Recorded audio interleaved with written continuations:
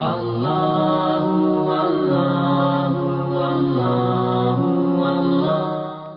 جملے آپ کی خدمت میں، روزانہ آپ ایک آیت سنتے رہے. بہت ساری آیات بیان کی گئی اور بہت ساری آیات بیان نہیں کی جا سکی. سورہ صافات آیت نمبر 76، یہ وہ آیت ہے وَنَجَّيْنَاهُ وَأَهْلَهُ مِنَ الْكَرْبِ الْعَظِيمِ. بس یہ جملہ ہے. سورہ صافات آیت نمبر 76. اس کو صبح کی نماز کے بعد 100 مرتبہ پڑھنا ہے بلند آواز، اور 100 مرتبہ پڑھنا ہے آہستہ آواز. یہ علماء عارفین کے لحاظ سے یہ آیت کا یہ حصہ یہ تمام حاجتوں کو حاصل کرنے کی ایک چابی ہے. وَنَجَّيْنَاهُ وَأَهْلَهُ مِنَ الْكَرْبِ الْعَظِيمِ. ہم نے اسے اور اس کے گھر والوں کو ایک بہت بڑی مشکل سے نجات دے دی. یہ اس کا ترجمہ ہے. تو اس کو صبح کی نماز کے بعد پڑھیں 100 مرتبہ بلند آواز سے، اور 100 مرتبہ پڑھیں آہستہ آواز سے. اللہ اکبر. معنی سمجھ کر خدا سے رجوع کرتے ہوئے کہ ہر کرب ہے، کرب عظیم نہیں ہے، اور خدا خدائے عظیم ہے. اگر کوئی کرب عظیم بھی ہو تو خدا اس سے نجات دے سکتا ہے. بس گفتگو تمام ہو رہی ہے. اور اس سے پہلے کہ میں ایک جملہ مصائب کا پڑھوں، آج جیسے کہ اناؤنس کیا جا چکا ہے کہ آج آپ کی خدمت میں دعائے ابو حمزہ صومالی.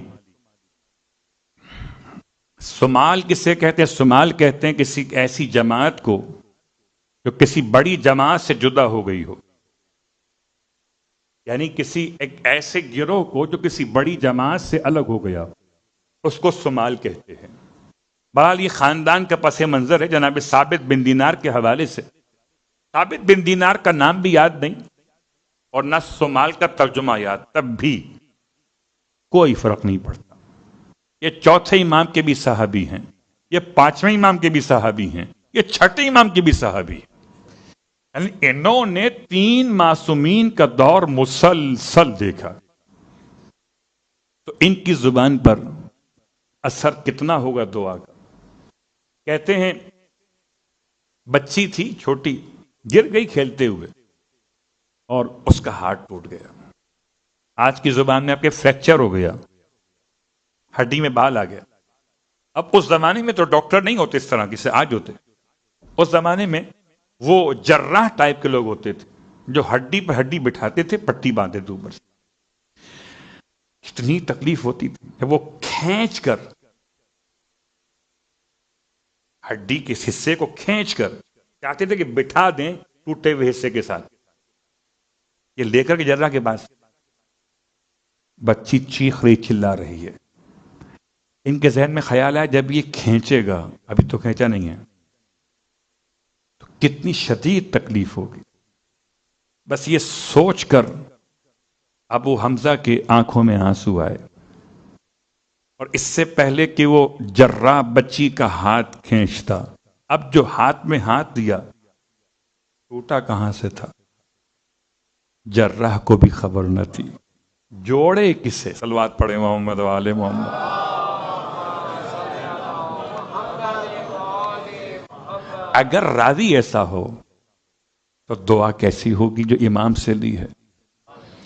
اس دعا کا نام دعائے سحر ہے. اور ماہ رمضان کی راتوں میں ہو سکتا ہے آپ میں سے کسی نے پڑھی ہو نہ پڑھی ہو، مگر آج کچھ اس کے الفاظ سنیں گے، کچھ پڑھیں گے، شاید کوئی کان تک بات پہنچ جائے. بہت سارے اس کے فضائل ہیں. یہ سمجھیے کہ یہ دعا انسان کو مشکلات سے نکالتی ہے، آسانیوں میں لے جاتی ہے، رزق بڑھاتی ہے، اولاد کو تابعدار بناتی ہے، آنکھوں کی روشنی بڑھاتی ہے، قوت سماعت میں اضافہ کرتی ہے، قوت گویائی میں توانائی دیتی ہے، قوت گرفت میں مضبوطی عطا کرتی ہے، قوت رفتار میں ثبات قدم کا عنوان بخشتی ہے، دل کو مضبوط کرتی ہے، دماغ کو رفیع کرتی ہے. سب کچھ مسائل کا حل خدا سے تنہائی میں بات کرنے سے ملتا ہے۔ ہم خدا کو وقت نہیں دیتے، خدا تو ہمیں بہت وقت دیتا ہے۔